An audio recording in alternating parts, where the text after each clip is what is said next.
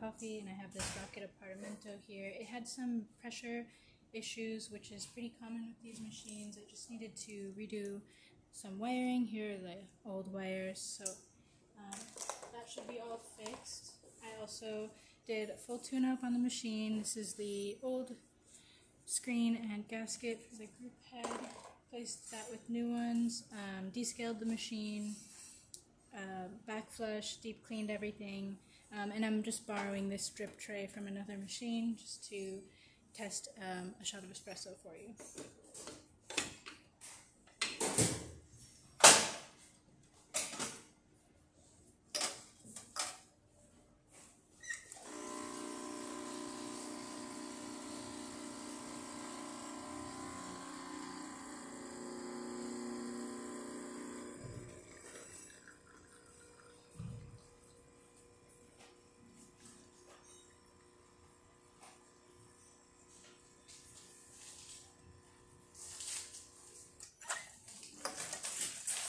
There you go. Nice shot of espresso, and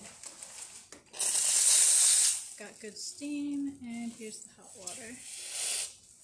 Alright, if you like this video, please subscribe to the channel, hit the like button, and thanks for watching.